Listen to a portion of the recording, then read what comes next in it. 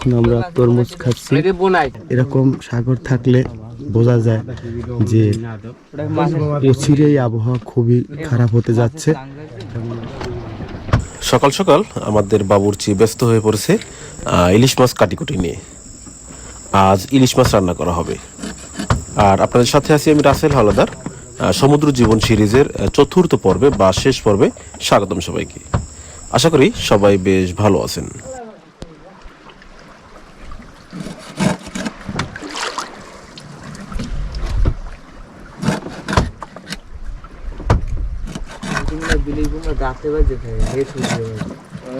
তো দেখতে পাচ্ছেন আমাদের কিছু জেলে ব্যস্ত আছে জাল মেরামত করা নিয়ে, এবং অধিকাংশ জেলেরাই বর্তমানে রেস্টে আছে। আর দেখুন আকাশের কি অবস্থা। এই মেঘের আলাদা কিছু বৈশিষ্ট্য আছে, সেটাও আমরা বলবো, আপনারা জানতে পারবেন। আর এদিকে আমাদের জাল ফালানো আছে। আসলে আমাদের বোটে যে জালটা আছে সেই জালটা পুরোপুরি আজকে ফালানো হয়নি, কারণ গতবার আপনারা দেখেছেন যে সমুদ্রে একটা ঘূর্ণিঝড়ের সৃষ্টি হচ্ছে, এবং যার ফলে যে কোনো সময় সমুদ্রের পরিবেশ খারাপ হয়ে যায় আবার ঠিক হয়ে যায়। আর এই কারণেই আমাদের জালটা পুরোপুরি সব ফালানো হয়নি, কিছুটা জাল সমুদ্রে ফালানো হয়েছে এবং বাকি জালগুলো আমাদের বোটের উপরে আছে এখনই।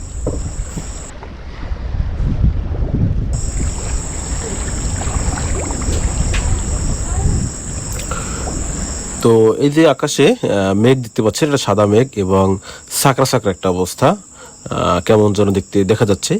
তো এই মেঘটা যখন আকাশে উঠে তখন জেলেরা ধরেই নেয় যে সামনে একটি বিপদ আসতে যাচ্ছে সমুদ্রে, মানে কোনো ধরনের বন্যা বা ঘূর্ণিঝড়ের যে সৃষ্টি হচ্ছে বা হয়েছে সেটা তারা বুঝতে পারে প্রথমত এই মেঘ দেখে।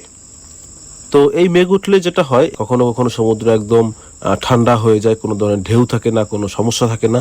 আবার হঠাৎ হঠাৎ সমুদ্রের ঢেউ বেড়ে যায় এবং এক একটা ঢেউয়ের আকৃতি অনেক বড় হয়ে যায়, যেই ঢেউয়ের ভিতরে আসলে সাগরে টিকে থাকা যায় না।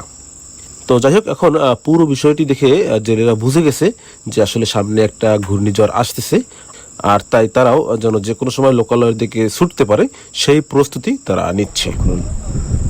মানে বেশি একটা সাগরে একটু গরম গরম একটা ভাব হয়, আর মূলত বাতাসের সাথে কেমন একটু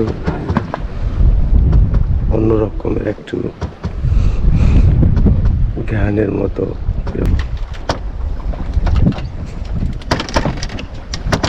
এদিকে আমাদের মাছ কাটিকুটি হয়েছে, এবারে এটাকে খুব সুন্দর করে রান্না করবে আমাদের বাবুর্চি।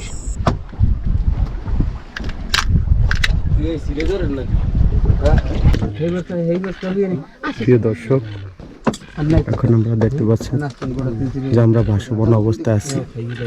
একেবারে গভীর সমুদ্র যেন একবারে নিস্তব্ধ, যেমন পুষ্করিণীর পানিতে একটু ঢেউ থাকে, আমাদের সাগরে বর্তমানে একেবারে কোনো ঢেউ নেই, একেবারে সমতল। যা আপনি দেখলে আপনার লোভ এবং লালসা বেড়ে যাবে যে আমি একটু সাগরে যেতে পারতাম, কিন্তু এভাবে কখনো থাকে না, খুব কমই থাকে। তো এই সময়টা একটা এরকম সাগর থাকলে বোঝা যায় যে অচিরেই আবহাওয়া খুবই খারাপ হতে যাচ্ছে। যেমন ওই সাদা মেঘগুলো দেখতে পাচ্ছেন, রোদের খুব আর্দ্রতা, তো খুব গরম অবস্থা। আপনারা দেখতে পাচ্ছেন যে খুব খুব ঠান্ডা।